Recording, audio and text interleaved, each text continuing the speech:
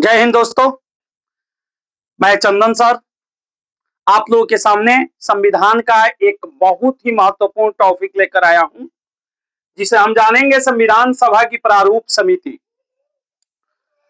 प्रश्न उठता है कि संविधान की रचना किसने की थी। तो बता दें आप लोगों को कि भारत की संविधान लिखने का काम संविधान सभा की थी, लेकिन हाथों में लेखनी यानी कलम थी प्रेम बिहारी राय जायदा के, यानी प्रेम बिहारी राय जायदा के हाथों से संविधान लिखा गया था। फिर संविधान के पिता डॉक्टर बी आर अम्बेडकर को क्यों कहा जाता है? तो डॉक्टर बी आर अम्बेडकर को संविधान के पिता कहने का मतलब, कहने का कारण है कि वो प्रारूप समिति के अध्यक्ष थे।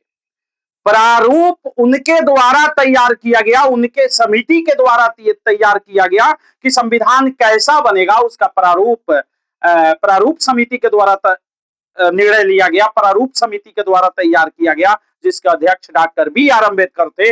इसीलिए संविधान के पिता डॉक्टर बी आर अम्बेडकर को माना जाता है। और भी बहुत से आर्टिकल है, बहुत से अनुच्छेद है जो डॉक्टर बी आर अम्बेडकर के इच्छा अनुसार रखा गया था, जिसके कारण उन्हें संविधान का पिता कहा जाता है, फादर ऑफ कॉन्स्टिट्यूशन कहा जाता है। हालांकि संविधान लिखने का काम प्रेम बिहारी राय जायदा ने किया था। आते हैं हम संविधान सभा की प्रारूप समिति का अध्यक्ष डॉक्टर बी आर अम्बेडकर तो थे ही। प्रारूप समिति की स्थापना 29 अगस्त 1947 को हुई थी। 29 अगस्त 1947 को प्रारूप समिति बनी थी। उस प्रारूप समिति के अध्यक्ष डॉक्टर बी आर अम्बेडकर थे। हालांकि डॉक्टर बी आर अम्बेडकर जहां से चुनाव जीते थे, संविधान सभा के लिए जो अप्रत्यक्ष चुनाव हुए थे, वो संविधान सभा के लिए जो चुनाव जीते थे जिस क्षेत्र से, वह क्षेत्र चला गया पूर्वी पाकिस्तान में, यानी अब के बांग्लादेश में। हम जानते हैं कि 15 अगस्त 1947 को भारत का विभाजन हुआ, जो 3 खंडों में बट गया, पूर्वी पाकिस्तान, पश्चिमी पाकिस्तान और हिंदुस्तान। पूर्वी पाकिस्तान ही अब बांग्लादेश के नाम से जाना जाता है। तो वो जहां जिस क्षेत्र से चुनाव जीते थे संविधान सभा में आने के लिए, वो क्षेत्र अब बांग्लादेश में है। पहले पूर्वी पाकिस्तान में चला गया, अब बांग्लादेश में, अब के बांग्लादेश में।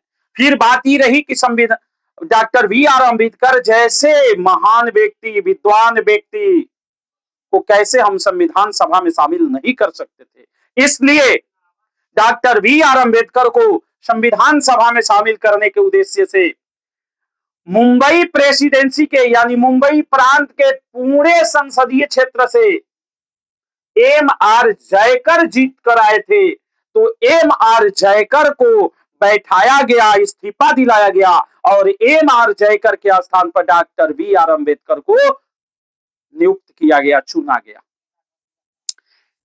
मुंबई के पूरे संसदीय क्षेत्र से एम आर जयकर जीते थे, उनको हटा करके डॉक्टर बी आर अम्बेडकर को संविधान सभा में लाने का काम किया गया, क्योंकि संविधान सभा में डॉक्टर बी आर अम्बेडकर की बहुत अधिक जरूरत थी। और डॉक्टर बी आर अम्बेडकर की अध्यक्षता में प्रारूप समिति बनती है। प्रारूप समिति में कुल 7 सदस्य थे, कुल 7 सदस्य थे। पहला तो डॉक्टर बी आर अम्बेडकर, पहला डॉक्टर बी आर अम्बेडकर थे जो संविधान सभा के प्रारूप समिति के अध्यक्ष थे। डॉक्टर बी आर अम्बेडकर जो संविधान सभा के अध्यक्ष थे,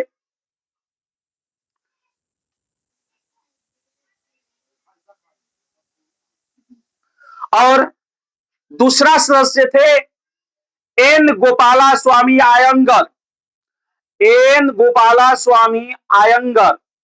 तीसरा सदस्य थे अलादी कृष्ण स्वामी आयंगर।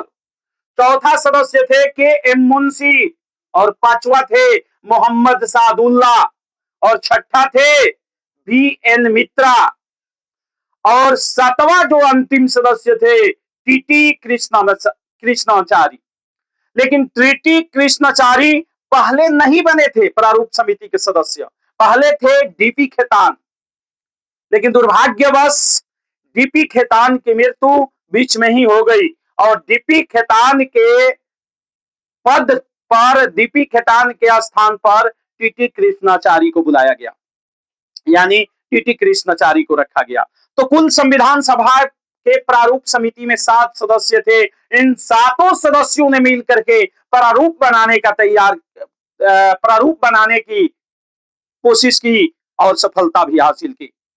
इन सातों सदस्यों ने संविधान सभा की प्रारूप बनाई, संविधान की प्रारूप बनाई, जिसके प्रारूप के अंतर्गत भारतीय संविधान की रचना हुई, जिसके अध्यक्ष डॉक्टर बी.आर. अम्बेडकर थे।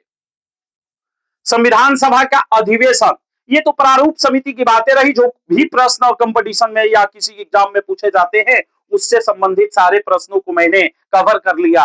अब हम बात करते हैं संविधान सभा के अधिवेशन कितने हुए थे। अधिवेशन का मतलब होता है बैठक।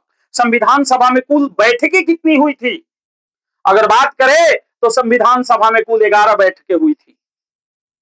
पहली बैठक आपको याद होगा, हम बताए भी है पिछले क्लासेस में कि पहली बैठक 9 दिसंबर 1946 को हुई थी, जिसमें डॉक्टर सचिदानंद सिन्हा को अस्थायी अध्यक्ष चुना गया था, क्योंकि सबसे बुजुर्ग सदस्य थे।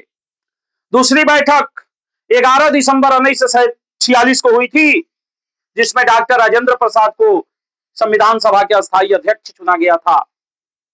तीसरी बैठक 13 दिसंबर 1946 को हुई थी, जिसमें पंडित जवाहरलाल नेहरू उद्देश्य प्रस्ताव रखे थे, जो प्रस्तावना बना।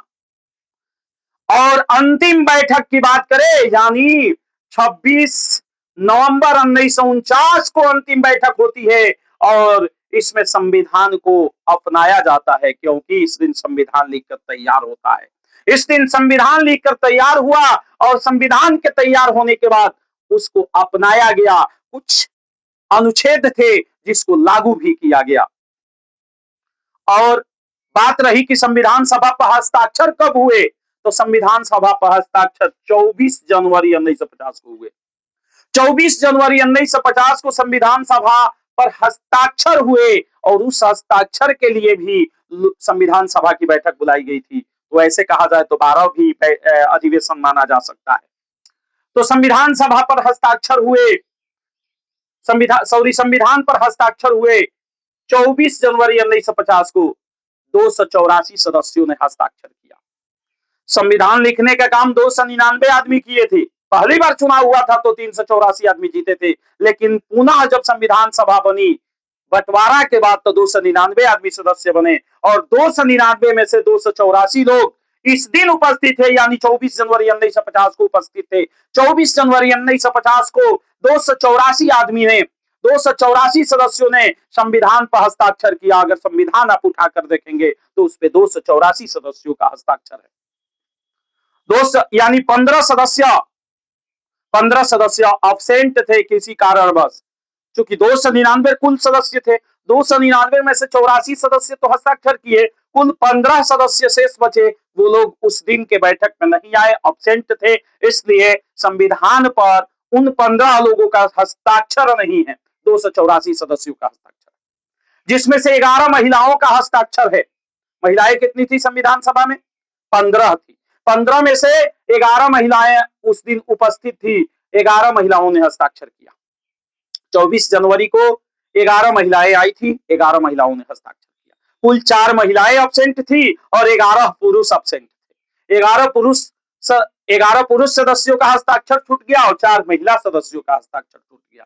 इस तरह से 24 जनवरी 1950 को संविधान सभा पर हस्ताक्षर हुई और 26 जनवरी 1950 को संविधान पूर्ण रूप से भारत में लागू हो गया।